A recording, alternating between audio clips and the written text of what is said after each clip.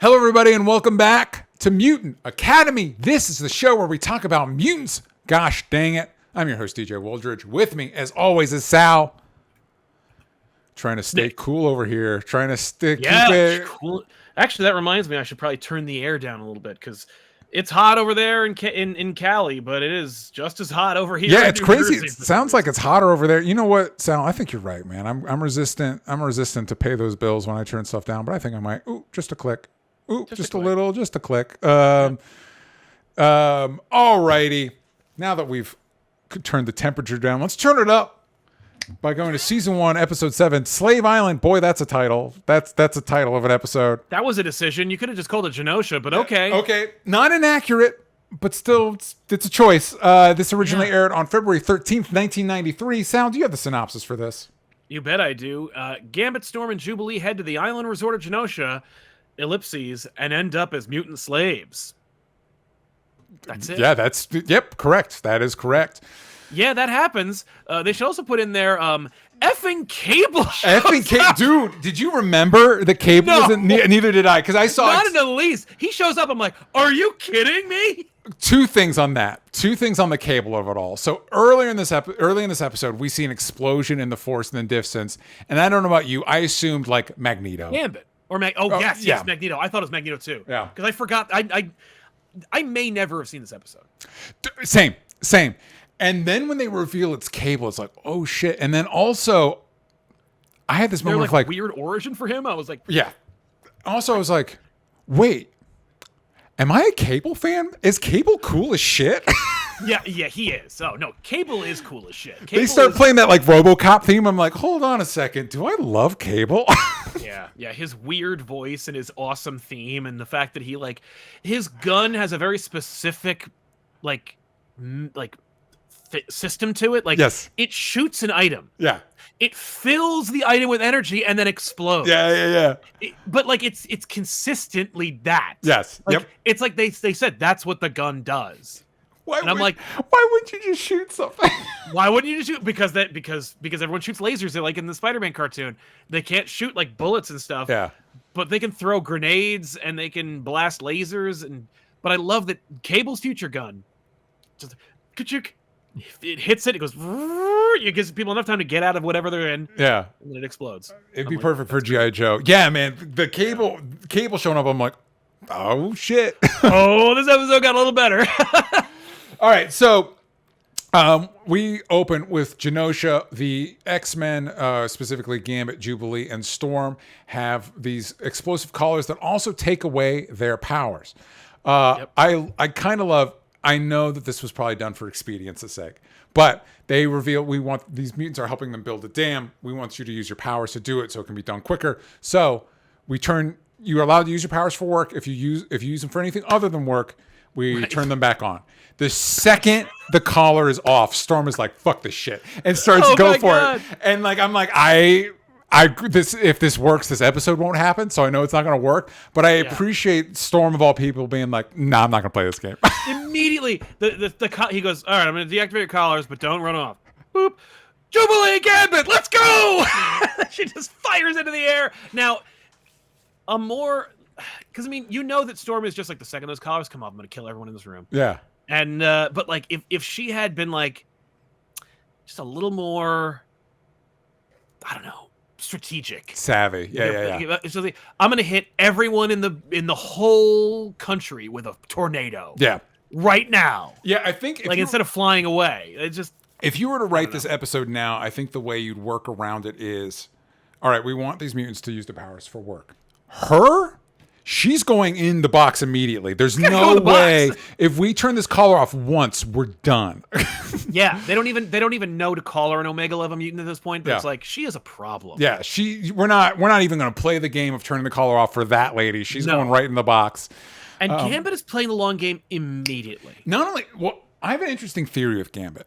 Because I think when we get later in the episode, his motivations don't really make it. His plan doesn't make any sense.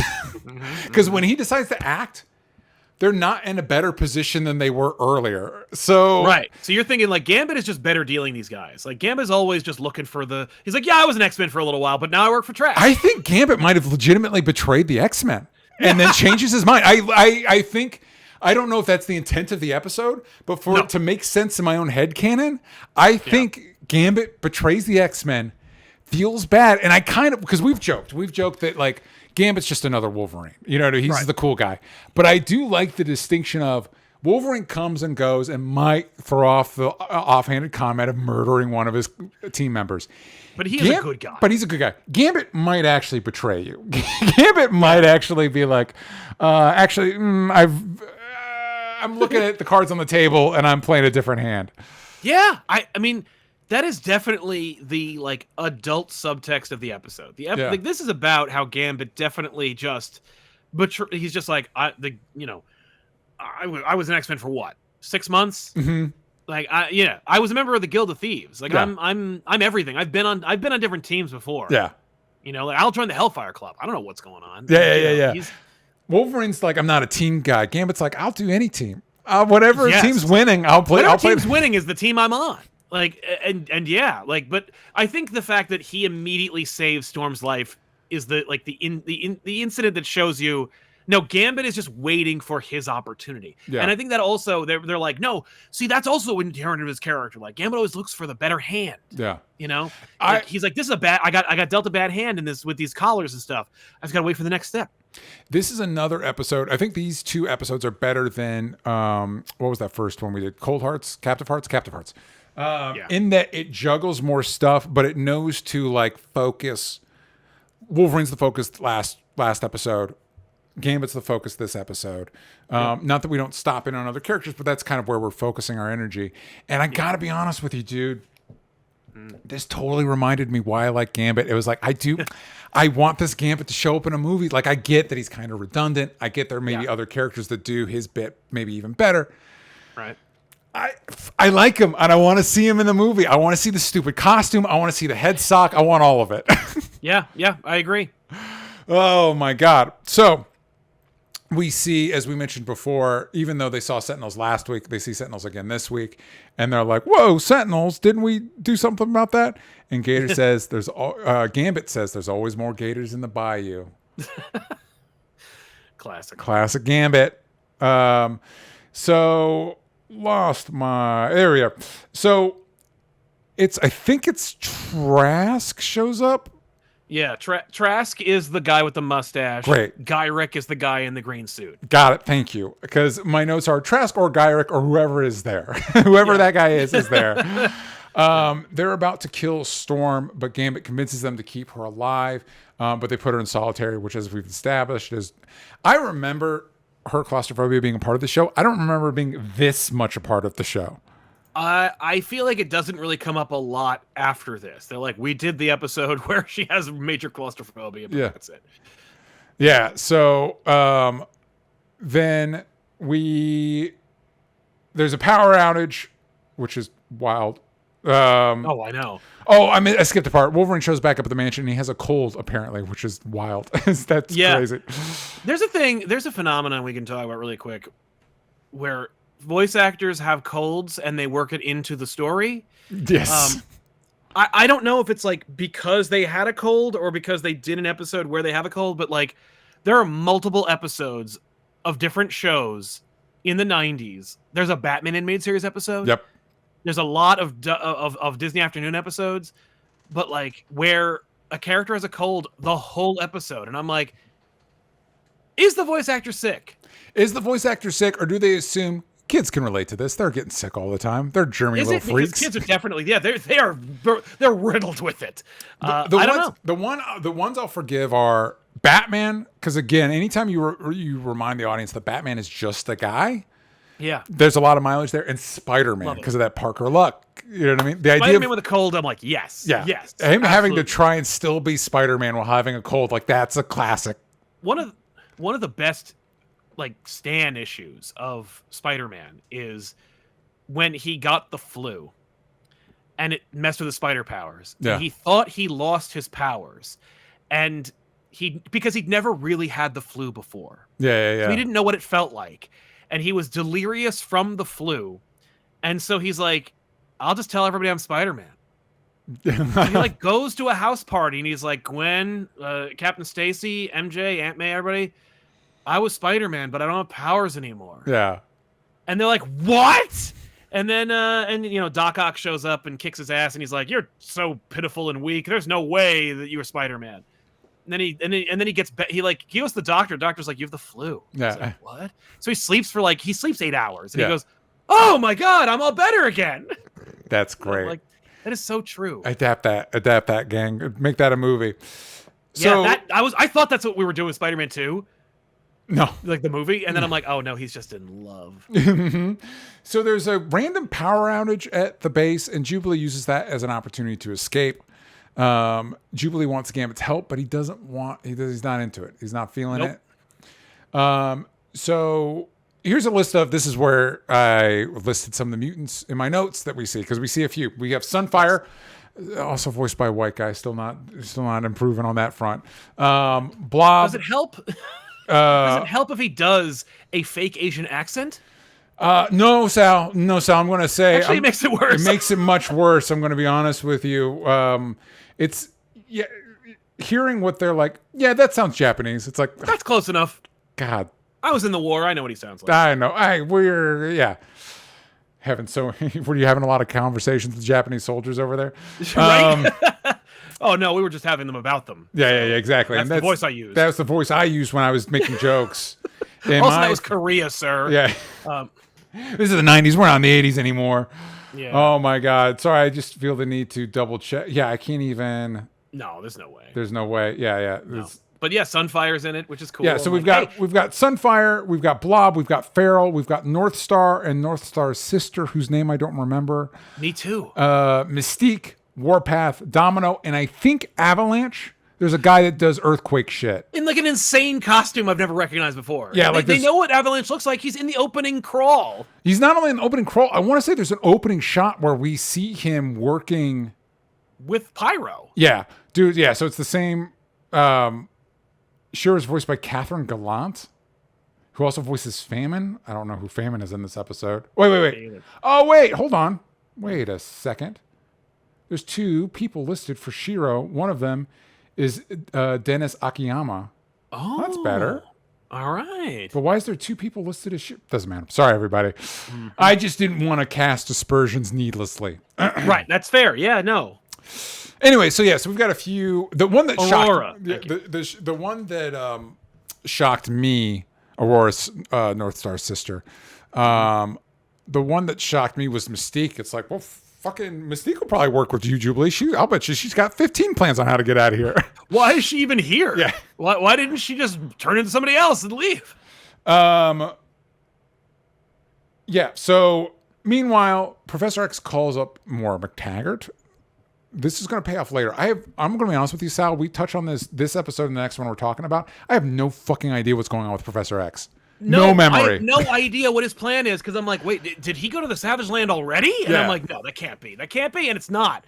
So I'm like, he's talking to Moira, but like, and Moira invented the collars. Yeah, because they said like our friend in Scotland, which I'm like, I don't know how we're going to square this circle.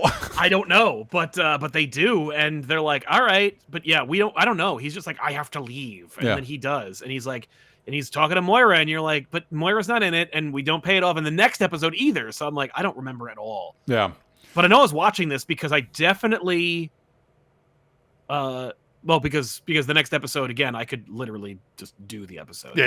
From memory, like that's how much I saw it. So Jubilee's escape attempt fails, and it turns out they were warned. Jubilee's put in a cell, like a holding cell next to Storm, who's not doing great. No. She's talking about and doing a great job, of losing it. Yeah. She's talking about summoning a snowstorm or whatever. Now, dude, I think you're right, dude. I don't think I watched this one because now we're introduced to Master Mold. We're really going for it. And Gyrick shows up to talk to Trask. Thank you for having both of them and mentioning each of them by name so I can keep track of them. Then we meet Cameron Hodge and a guy that we're just calling the leader, who I don't know who this is. This person somebody? I don't. He's very distinct. He must be somebody, but for the life of me, I don't know. Anyway, so we revealed that Gambit was the one that betrayed them. Yeah, we know. Yeah. We've they did a reveal. We've been paying attention, gang. So they go to take Gambit back to the camp, but he uses this as an opportunity to escape. That's where Gambit meets Cable, and that's where we're introduced to that's the thing that's happening. Yep. We learned that Cable, I guess, worked with the leader who said he wanted to bring democracy to Genosha, but ended up being a dick. And so now Cable's going to kill him. That's what's going on there. Also, there's a point where like Gambit goes to pick up Cable's gun, which is just on the ground for some reason. Yeah. Yeah, he just dropped it. Man. Cable gives Gambit a key to his collar. He's like, "Hey, I found this." By the way, here, this might be the key to everything. And Gambit returns to the camp and helps Storm and Jubilee escape. And this was apparently supposed to be all Gambit's plan. And this is why in my notes I was like, but it doesn't make sense. I'll circle back on that, and because he could have just helped. Because they end up just getting into a big fight with all the Sentinels and using all the mutants to fight back. It's basically Jubilee's plan. Yeah. So I don't know what. I guess maybe now he has the key to pop their collars. Yeah, he's got the key. So, we got a question here in the chat. He's not the same leader that's the Hulk's villain. No, it's not. It's just a guy. They also call him like the commander or something. Like he was the commander, but now he's the leader and whatever. Yeah, you got me there. I don't know. Yeah. Cable attacks the Master Mold facility. He's like shooting into the office where all the bad guys, Gyrick, Trask, all of them are like sitting around the table talking and start shooting at them. And then Storm, Gambit, and Jubilee go back and free the other mutants. Blob is about ready to like throw a guard over the edge, but Storm saves him. Yep. Cable's about to take out the leader before he's stopped by like a small Sentinel. Like Master Mold makes this like little almost human-sized Sentinel that like runs in the room and like knocks Cable over. What's that? Is that just like his last-ditch effort? I don't know. It's really weird, but like, here's a little Sentinel guy. Yeah. What are we doing with that guy? Don't worry about it. It's just a little Sentinel guy. The roof caves in on him. Who cares? Yeah, who gives a shit? Yeah, because I was wondering, like, are we gonna do? Oh no, he's gone. Never mind. I guess that little Sentinel guy doesn't matter. That's right. Yeah. So Cable blows up the leader's convoy. I have a note about his RoboCop theme in here.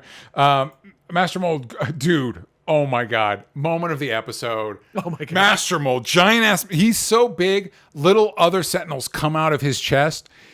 The whole base is blowing up. Master Mold gets up, starts to walk away. He's like, "Oh no, I'm still plugged in," and then everything blows up. Yeah, in his stupid robot voice. Yeah, I'm still plugged in. Croom. Oh my god! And then he blows up. Yep. Jubilee apologizes to Gambit, but he said, "Oh, so they get picked up by the other X-Men." Jubilee apologizes to Gambit. He's like, maybe you've been tricked again. Now, what are you doing, Gambit? Yeah. So I think writing wise, because I think this season ends with Days of Future Past. We're supposed to believe Gambit's a traitor. We're laying the groundwork for that, right? Yeah. But again, I kind of think Gambit. He did. I mean, I think he was looking out for himself until he had an opportunity to like not, and he's like, "Well, here's my shot." Yep. Interesting. Sneaky Gambit. Sneaky. And they right back to the school, but it's been destroyed. Wow, that's going to take weeks to fix. The whole damn thing, it doesn't exist anymore. There's no furniture. Yeah, it's rubble. Yeah. Don't worry. After episode 8, it'll be back to normal. Good. But now we're going to do season 1, episode 8, The Unstoppable Juggernaut. Original air date, March 6th, 1993. Sal, do you have the synopsis? Of course. The Unstoppable Juggernaut. The X-Men discover their home destroyed and Professor X missing. Their search leads them to a titanic, magically powered villain who can become an unstoppable force. I guess. That's what happens. That's funny. Yeah, that's basically it. Here we go, gang. Like Sal, I have very fond memories of this episode. Because it's not only the Juggernaut episode, it's the Colossus episode, everybody. Yay. So, X-Men arrive at the rubble. They start digging through it. Rogue points out that people don't know that the X-Men operate out of this mansion. So they're like, who would destroy a school? Which this show does not do a good job making this place seem like a school. There's not a lot of effort put towards that. Nope. You need students for that. And you just have a bunch of 20-somethings. Yeah. Jean can't sends Professor X. They go down into the war room. Crazy, they have a room called the war room. And they get basically a voicemail from Professor X. He's like, oh, by the way, guys, I'm doing some secret bullshit that's going to pay off in a later episode. Don't you worry about it. But he says, like, he's like, I'm on a journey that could change everything. I doubt it. Yeah. Wolverine, of course, his first thing is he's going to leave. They find giant footprints. He's like, I want to follow these. And Scott's like, we need to work as a team. And Wolverine doesn't say it. But he thinks it. He thinks, I go where I want to go. All right. Yes. I love that Scott is like, you're going to have to go track Wolverine down. I'm like, he's about 8 paces that way. Yeah. They're like, all right, we'll try. Yeah. And I'm like, he's not even in a car. Storm, you can fly. You can keep tabs on Wolverine. It shouldn't be this hard. He can hear this conversation. That's how close he is. Oh my God. But yeah, so he's going to go find what we will come to learn as Juggernaut. Storm, Jubilee, and Rogue are sent to tell Wolverine Rogue can fly. And she doesn't even need to use air currents to do it. She can just fly. They get in a car and they drive into town. They get back into their civilian clothes, get into a car, and then drive around. But fortunately, they just stumble across his Jeep. They're like, oh, there's Wolverine's Jeep. Oh, there it is. Yeah. And they split up to go find him. Jubilee ends up in a construction site. This scene's wild. They're like, hey, this big guy. She's like, what's going on? This big guy is doing some construction stuff. We think he might be a mutant. Followed by this giant man goes into a building. A glowing light emanates from the building. He destroys the whole building from the inside and then walks out as a metal man. It's like, yeah, I think he might be a mutant. Might be. Yeah, maybe. Yeah. And they think, of course, Jubilee thinks this is a big guy who destroys buildings. He must be the guy who destroyed the mansion for no reason. I mean, that's just common. That's just logic's out. Sense, how could she be wrong about that? Right? So something that is interesting here is the worker, we're going to deal with the whole mutant bigotry thing. They're frustrated, but I actually think if this were a different show, there's actually something interesting to unpack here in that how would mutants impact labor forces? Oh, yeah. If Colossus can do the work of 10 men. Yeah. You know what I mean? Like that actually would impact how many people you're hiring, which would not justify the bigotry, but it is an interesting wrinkle that I don't think we ever, and maybe it's because we're talking about X-Men more in terms of movies and shows, but when we talk about like the bigotry of mutants, it's always in like the most surface level of terms. And it's like, no, there's actually meat on this bone. You guys should pause for a second and unpack this a little bit. There's something interesting here. Yeah. Well, the foreman kind of addresses it a little bit where he's just like, they wanted to knock over the building, but like you guys can clean up. Like there's still work to be done. Yeah. But they're like, no. Mm-hmm. Because I know that like once you get a mutant that can make, shovels with his hands. Yeah. You won't need us anymore. Yeah. There was in the Morlocks episode, there was this guy that did amazing things with sludge. I'm sure he could do something with this. He can make walls with sludge. Yeah. So this is our introduction to Colossus in the X-Men the Animated Series universe. They try to stop. He calls himself this. He doesn't. I don't even think he says his actual name. He calls himself Colossus. I am Colossus from Russia. Yeah, that's the whole thing. Okay, I'm going to be honest with you, dude. I think your Russian accent was a little more on point than there. It's a little more German. He sounds a little more German to me. He does. Yeah. But it may be informed by it. Yeah. But yeah, so they freak out. This thing escalates. They try to run over Colossus with a truck, which is it's cool. When the truck hits Colossus, it looks Yeah, he's like the density of a sun. Yeah, it just crumples into him, and he's just like, okay. Yeah, the animators had fun with that one. It was pretty cool. Yeah. But yeah, and then he's attacked by Wolverine and Jubilee, both of whom think he's the person that destroyed the mansion. Yeah. But of course, the nose knows, baby. Wolverine's able to determine that he's not the guy because he doesn't smell like the guy, which does raise some questions of what does Juggernaut smell like in that armor? Yeah, probably terrible. It's probably not great. It's probably not. Who probably does better with this is X3 Juggernaut because his costume's way more airy. Yeah. A lot of flesh showing. Yeah, a lot of room to breathe in that version of the costume. So Wolverine smells that it's not the guy, Wolverine and Jubilee, get a call about a robbery. Yeah, they have early cell phones. They want you to think it's like a CB radio, but like that's a phone. That's a phone, guys. That's a phone. But what's funny is, so Colossus leaves. By Colossus, oh, a bank's being robbed. They show up. Colossus is being arrested for the bank. Which again, like I appreciate like the profiling angle that they're talking about. Like, Yeah. Well, he's big and that's probably him. Yeah, that's probably the guy. But how did he get over there? How did he get within the vicinity of the bank? Whatever. Yeah, so Wolverine smells at the bank. He smells the same scent from the mansion. They're on it. And I have in my notes, how is Juggernaut making his way across town without being noticed? Right? Well, the whole day, I mean, we've addressed this, but like everything looks like a demilitarized zone. Like everything is dingy and dirty and covered in filth and like stained. Yeah. So it's just like this whole place is a war zone. Why not? Yeah, because just for those, if you've never watched the episode, this is the guy we're supposed to believe is like sneaking across town. Yeah. This giant bullet-headed man. Can I say, Rick Bennett plays Colossus. I'm sorry, he actually plays Colossus and Juggernaut.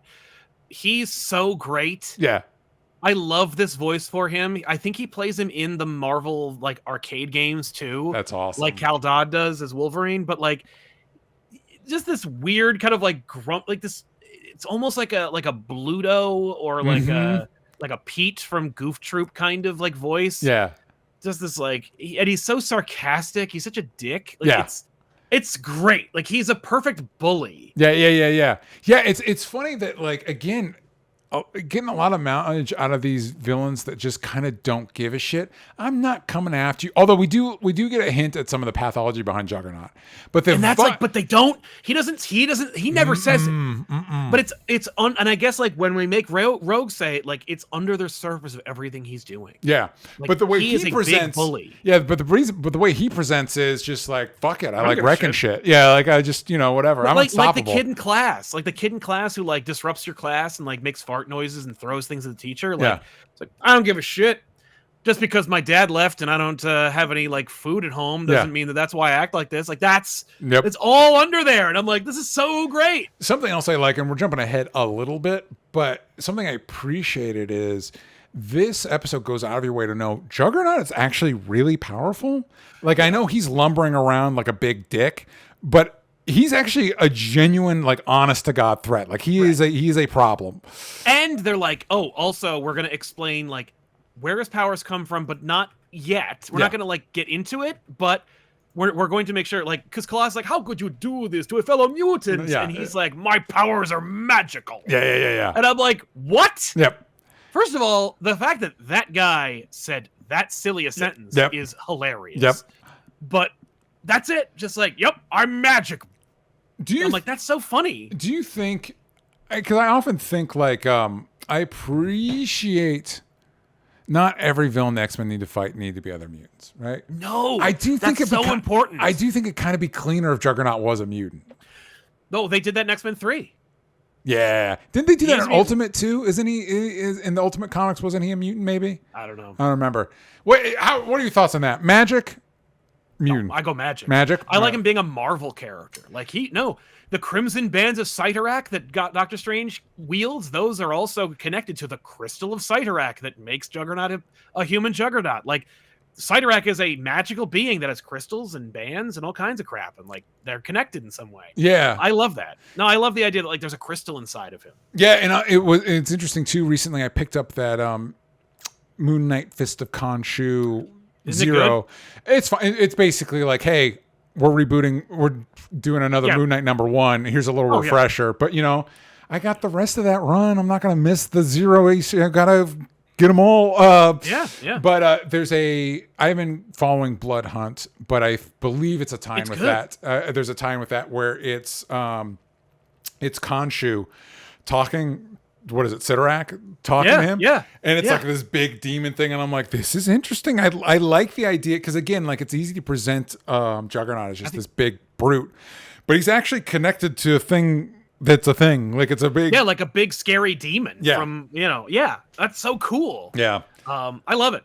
It's just, yeah, I like him being that. Like, and it's so fun because it's like, Kane Marco was a piece of shit to his little wimpy brother Charles, who was smarter than him and more. But then once his powers kicked in, suddenly he could be better than you. Yeah. And he's like, damn it, I can't push him around anymore. And then one day, Kane Marco finds a crystal in a cave, and he's like, oh, finally, I have something that can beat my brother again. Yeah. Like now I can bully him some more. I'm like, that's so great. Yeah.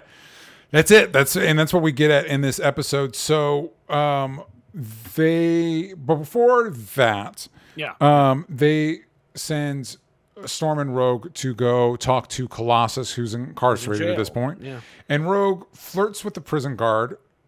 And the prison guard, she says something, and he's like they say, cold hands. And then he touches her hand, and he fritzes out. I was like, what is that? I don't know that turn of phrase. How does that sound? Oh, it's cold hands, warm heart. Oh, got it. You say that when like a woman says, like, typically when a girl says like, oh, my hands are cold, you say, well, you know what they say, cold hands, warm heart. Gotcha. Like you have a warm heart, and then you touch, and then that's your excuse to warm the hands. Yeah. And listen, this guard is kind of a creep, but I do understand the position he finds himself in. I also would probably be knocked out by Rogue. Especially if like Rogue is sidling up to you and you hear that sleazy saxophone start playing. Yeah. You're like, wait a second. Let's see what happens. And what happens is her pulling that glove off and being like, ooh. Yeah. It's a trap. It's a trap. Don't do it. So he goes unconscious. Beast is in the cell next to Colossus, which is insane. It's plot-wise, it's insane. But is an excuse to get more Beast. And as we talked about earlier, this version of Beast fucking rules. He's so cool. He's so cool.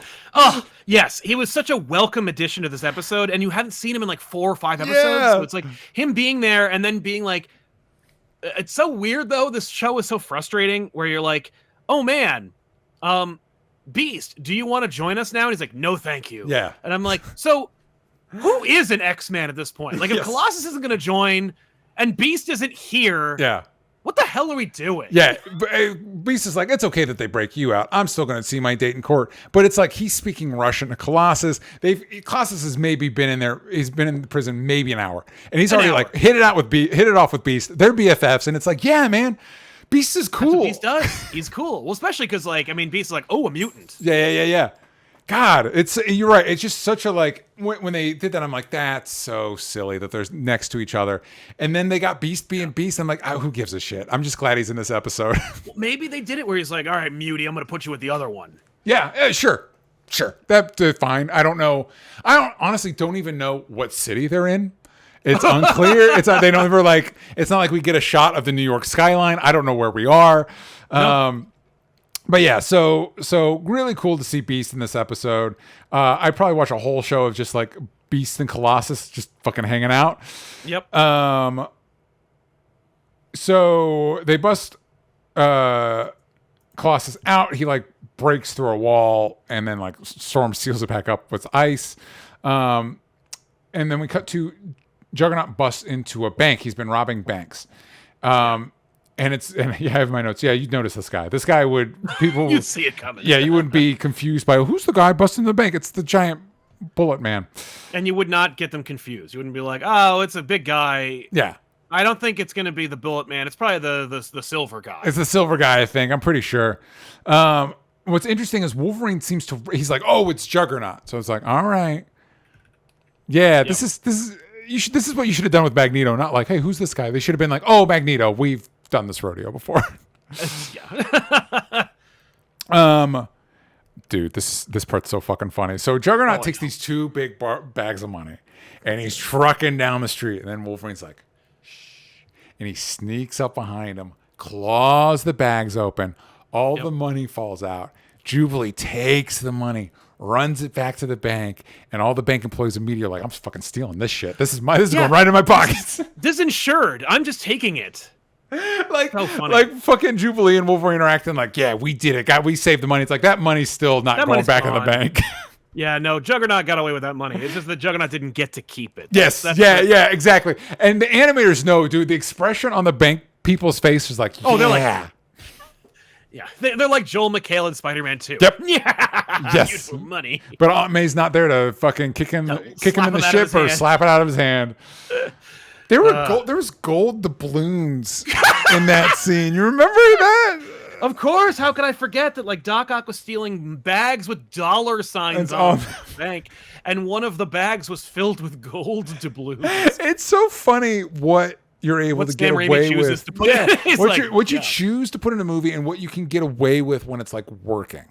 Yeah. You know what I mean? If people are willing to buy into the magic trick you're doing, you're like, yeah, you know, superhero shit. Big bags of gold coins, you know. Yeah, exactly. I guess this is the fucking mint in New York. Yeah. The hyper reality of the Raimi movies was frustrating and also like delightful. Like it's one of those things where, you know, you're like, you know, I'm like, Peter's like, oh, I need $300 for this pictures. And I'm like, your rent is $1,200 a month. Yeah. Like you don't have enough money. And then Aunt May's like, here's a 20. And then like he gives Dikovich the 20 and he's like, that's enough for a day. Yeah. And I'm like, more like, when I say $1,200, I mean like $3,000. Yeah. Like, I don't care if you share a bathroom in the hall. That sucks. But also like, yeah. You know. Oh my goodness. Yeah. So anyway, they fail to, they save the money without saving the money. And then, Jubilee, they're like fighting, and Jubilee blasts Juggernaut, and they do an interesting thing here where he's like, fireworks, who gives a shit? And then she like ramps it up, and it's like, I like this. I like this idea that we're building Jubilee's powers as the show goes on. She might get more powerful. Juggernaut, but she's like on a building, and so a lot of throwing buildings around in this episode. Juggernaut just grabs the foundation of the building, lifts it up, and shakes it to knock Jubilee off. Yeah. Oh my god. This is we reveal that Juggernaut's powers are magical. Juggernaut and Colossus fight, and the fight is them throwing increasingly large objects at each other. Like Juggernaut throws a rock, Colossus throws a car. One of them rocks over to the tank shows up at one point in the episode. I think it's Colossus throws the tank at Juggernaut. They're just throwing bigger things at each other. Exactly. Classic. Juggernaut loves puns. Throwing out puns right and left. He's like, oh, I know. I always crush my cans before recycling them. That sort of shit. Yeah. Storm lifts an entire building and drops it on Juggernaut. Which again, like, you're trying to kill this guy. Yeah, not only are you trying to kill this guy, but like, what about the people that lived in that building? Did we inform those people? Do they know mutant fights going down? Yeah. So we find out Jean can't get through Juggernaut's helmet, and Cyclops has a plan. And they're all going to work together to get the helmet off. But this is mostly like various characters shoot beams at Juggernaut until like Wolverine can claw the helmet off. That's right. That's exactly right. Here's the interesting. Juggernaut's a problem, but then Rogue goes to absorb his powers. Yes. And as Sal mentioned earlier, a couple of interesting things happen here. One of them being that as she's absorbing his powers, she gets his memories, and she is voicing a lot of his resentments, which I don't even think we reveal in this episode that it's Charles. She's just saying, my brother. She says Charles. She says Charles. Yeah. Does he say Charles is his brother? Does he specifically mention that? Or are we supposed to infer that? She says, Charles, like, you were the good. Like, she refers to him like, I'm the strongest. You were the good one. Yeah. But yeah, that's it. Yeah, but she is like flipping out. And what I like about this is it's a good example of like, oh, Juggernaut's not just big and strong. Like there is a legit power going through him. Like this is a big deal. Juggernaut is actually maybe a bigger deal than we're alluding to. It's classic Spider-Man shit where it's like, if Juggernaut just applied himself, he, like all Spider-Man's villains, like if Flint Marko, like, Flint Marko, that just occurred to me. Anyway. Oh, yeah. If Flint Marko applied himself as Sandman, he'd actually be a real legit problem, but because he doesn't, Spider-Man can take him out. Yeah, exactly. Kane Marko, it's like, maybe if you channeled, it'd be interesting if they did a thing of like, oh, yeah, the Ruby of Sidorak or whatever? I think I just call it the crystal, but yeah, I think it's a ruby. Or the Sidorak crystal. It's like, oh, no, Juggernaut, you're just kind of an idiot, which is why you just get bigger and strong. You could be like a Doctor Strange level threat if you knew how to use this. Yeah. I love I know it's like such a 90s thing to hype on, but I love when Onslaught just reaches into Juggernaut and pulls the crystal out of his body. Yeah. and then leaves it on his desk like it's a paperweight. Yeah. So cool. Yeah, man. A lot of notes on Onslaught, but I have a lot of nostalgia. That reveal, and also backstory not convoluted backstory not aside, Onslaught looked cool, man. He looked cool. He sure did. Yeah. Oh man, that'll be interesting. X-Men 97 is definitely going to do Onslaught, and it'll be interesting. That'll be interesting. I'll be excited. At least, yeah, X-Men 97. We're going to see Onslaught. We're going to see Onslaught. Okay, so Rogue is trying to absorb Juggernaut's powers. It is not going well for anybody. No, she's absorbing magic. She doesn't know how to do that. It's just freaking out. Yeah. Yeah. Jean shows up with Cerebro and knocks him out. Rogue falls and Colossus catches her, and Juggernaut's memories has been erased. And I love this. He's walking away, and like Juggernaut's just like stumbling away, and Jean's like, I don't know what we're gonna do when it wears off. And Wolverine's like, don't worry, we'll be there to stop him. And then they just let him go. They know his memory's gonna come back eventually, and they just let him wander off. Yep, he just wanders in. He's like, who the heck are you? Yeah, that's it. We're not going to try and incarcerate this guy. We're not going to like put him, we're not going to fly him over to S.H.I.E.L.D. We're not going to jump him into the ocean. We're just going to like, well, next week, Juggernaut. Yep. We'll punch you again. We'll punch you again next time. So go back to the mansion. Colossus says, listen, I'm not going to join the X-Men. I still need to find my sister. Ooh. Which I don't. Do we ever get magic in the show?